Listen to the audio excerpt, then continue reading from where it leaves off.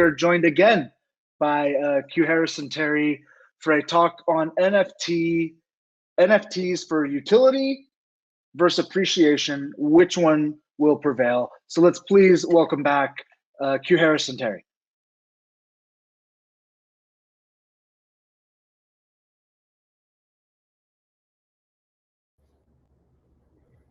Yo, what's good, everybody? It's been great, Matt. Thanks for joining us and giving your presentation. For all the viewers that are just now rocking with us, we're going to get into it. I got a lot to share. I have a lot to actually talk about. So if you've been paying attention and you've been following along, then you know we've talked about the future of NFTs.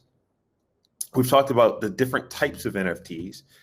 And now I want to go beyond the NFT, beyond the ETH. Like, look at the contract and let's talk about, are NFTs really worth what people are paying for them, right? You have this appreciation, you have utility, you have value, you have all these questions. And so let's just take a second and dive into this. So what's driving the value of NFTs? If you've been following me, I've been saying community, community, community. But behind every NFT sale, there's a mix of variables that contribute to the value of the digital file. In some cases, it's the utility that the NFT serves. In other cases, it's the pure appreciation of this new medium of art collection, right? And when you look at certain NFTs, like above on the top, I have a meta key. That's a utility NFT. If you buy that NFT and you hold it in your wallet, you get access to everything from an exclusive community of people to a unique learning resource and opportunity. And then you also just have the potential to be airdropped future NFTs, which is crazy, right? So you have this NFT and the utility is this grants you access to their particular metaverse. And in that metaverse is defined, the units in that metaverse are defined by the community and the creators in that metaverse, which is kind of dope. That's the meta key. And then underneath it, you have an appreciation asset, which is an NFT by Damien Hirst. And so NFTs that live in the utility realm traditionally have unlockable access, or they have some type of gameplay, or they have some type of revenue component to it. Whereas, you know, the utility here is traditionally an unlockable additional piece of content or experience that is unlocked by the holder once they purchase and have that NFT in their wallet. Think of these unlockables as any type of add-on that you can, have to make the artwork feel like a key that opens a treasure chest to other things. And so Gary Vee, he has this NFT collection called V Friends. And in V Friends, he actually drew all of these pictures, and he then transposed those drawings into NFTs, and they have different rarity traits associated to it. But every V Friend allows you access to his upcoming conference. And so in order to go to a Gary Vee conference, guess what? You're going to need a V Friend NFT. And that's an unlockable utility-esque NFT. I talked about this earlier, but the meta key is another example of a utility NFT. Access tokens that give you ongoing access to an unlockable thing. Think of them as they're providing admission to a country club where the value is also derived by who else is in that club. And what you get out of that is based on, who are the other members? What are they saying? What are the experiences you're sharing? I think the meta key does a really good job of that. Game example of how you can create utility throughout NFTs. Gameplay NFTs are a type of collectible where in order to play a certain game, you must hold a certain number of gameplay NFTs.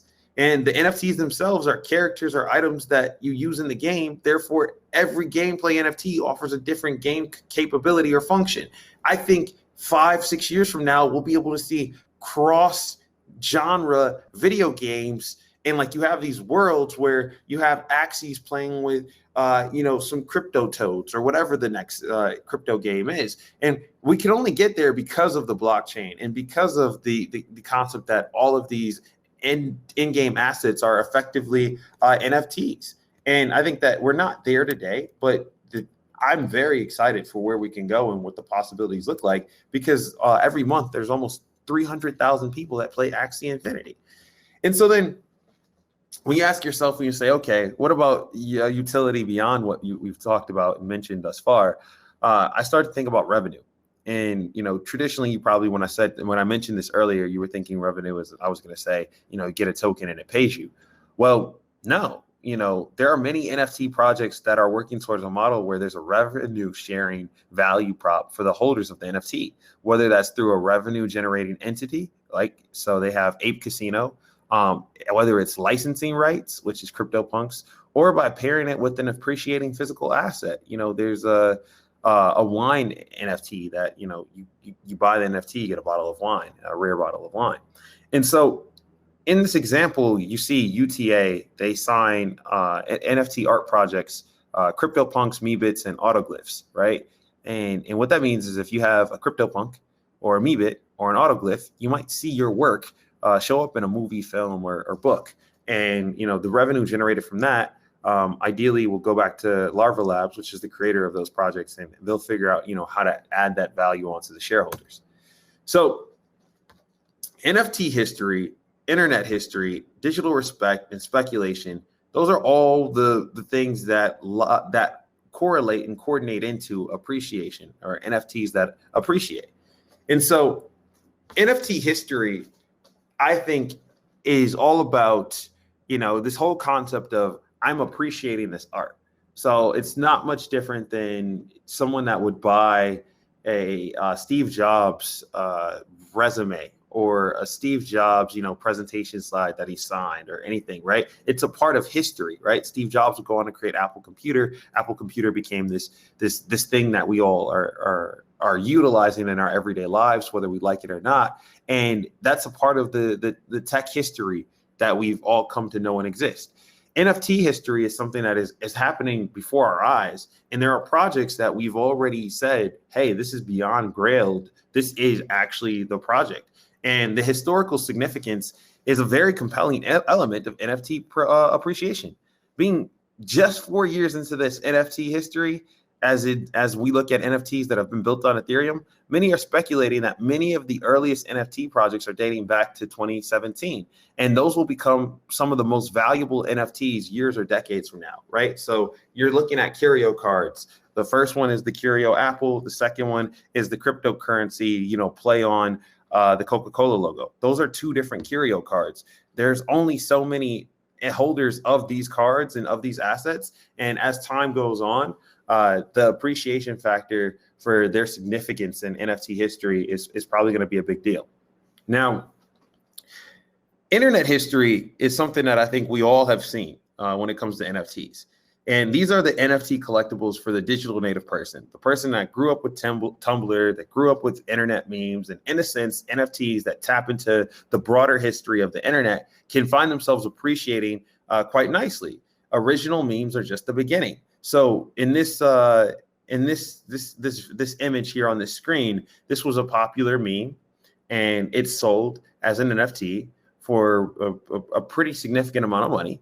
And it was notable. It got a lot of headlines because it was like, wow, someone took this picture, and this picture would go on to become so many memes. And this girl was just a meme girl, right? She wasn't really she didn't get compensated, but now because of NFTs and because of people's appreciation for the value that those constructs brought to their life, they can now be rightfully attributed and also rightly compensated for having an impact on internet history and internet culture. Another aspect of appreciation as it relates to NFTs is this whole notion of digital respect. And so our digital identities are quickly becoming the most important part of our lives. Owning a blue chip NFT or hard to get NFT means that you can establish some sort of internet clout. And it's a status symbol, to put it, as rudimentary as I possibly can. Today owning a CryptoPunk, is a flex. You have $250,000 to spend on a digital CryptoPunk. But what's next, right? It's not much different than buying a Louis Vuitton handbag or buying a Supreme, hoodie. It's just, hey, this is what I can afford. This is my status, and this is what I'm doing. The next thing that I think is interesting in this appreciation category of NFTs is the whole concept of art speculation. And, perhaps the easiest form of NFT appreciation is to understand that it's just the simple act of speculating on a digital artist or a project. Will this artist or project continue to create great art? And will more and more people desire their work? And if the answer is yes, then people will buy their NFTs and pray for the future. And so you're seeing that with Beeple. You're seeing that with Xcopy. You're seeing that with People Pleaser. These are notable NFT artists that did not have really a big following or a lot of notoriety before the NFT realm, right? Beeple, I think, is going to be the exception to the rule there, but he wasn't largely regarded as a traditional artist. You would have been really hard to see people being sold at Christie's or Sotheby's if it weren't for NFTs. And so, this whole art speculation motif as it relates to assets that appreciate in the NFT realm is something that I think we should really be following and paying attention to. So why do we collect? That's a question that you can answer for yourself, right? Why do you collect? Why wouldn't you collect? You might collect because you're just curious. You might collect because you see something that others don't see. You might collect because you want to identify as being a part of a community and you want to learn or associate with people in that community. It's really your own choice. And if you're creating an NFT project or if you're thinking about NFT projects, then I think you should really go down this path and ask yourself, why would I collect this project that I'm creating? Why would I tell somebody to collect it? Why would they participate? And if you can answer those questions, you can start to do a rough cut of what your community would look like and build that out. I'm going to end here just so we can get into some of the questions that we might have. And I'm trying to also keep us on time. So if I'm a little early, no worries there. Okay, cool. We have a break coming up next. I see some questions. Let's see what we got. Let me see Q&A. Thanks, Ryan. I'm just trying to read. Sorry, guys. I don't like to do. I don't want to be too boring. Where's I'm struggling to find the questions, but nonetheless, where is it? Is it chat Q&A? Is it stage? Okay, right here. I see him now. Got it. Got it. Henry has a question where he says, do NFTs have unique IDs? If I sell my NFT, will this change the NFT in some way? The NFTs has a core, in his core has a new ID. All right, so Henry, if I understand your question, you're wondering if NFTs are unique. And so if you sell yours, does that information get copied to the NFT's history?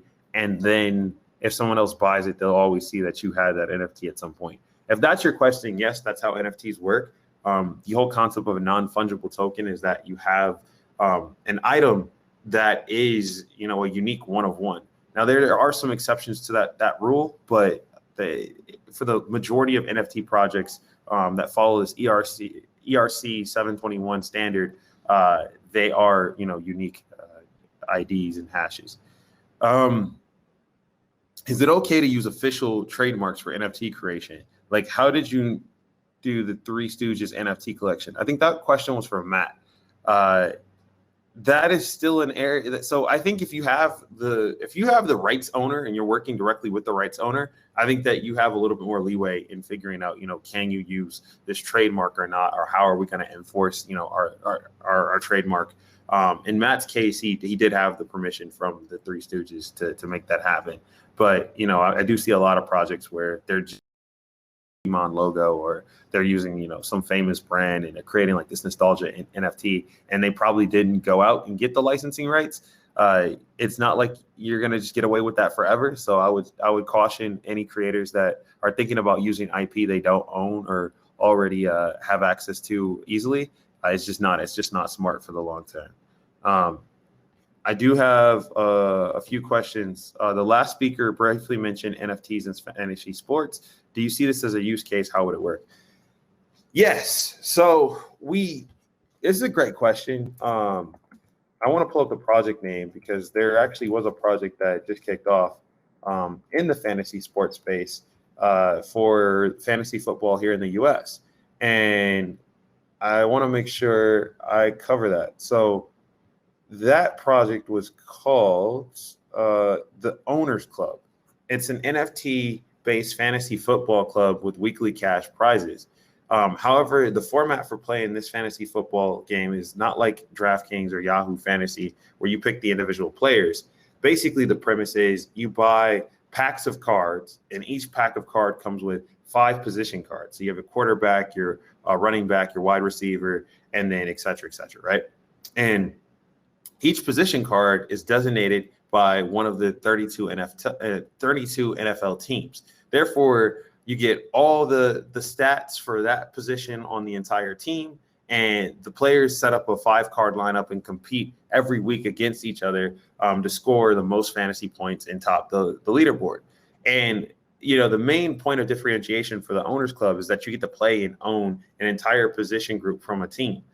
So even if you have, Patrick Mahomes from the Kansas City Chiefs, and he got injured mid-game, you still accumulate fantasy performance points for the backup QB that comes in. And, that puts a lot of emphasis on just kind of thinking about how fantasy sports can kind of evolve and where it can go here in the future. And so that's an NFT that exists today. You can participate. It's called the Owners Club.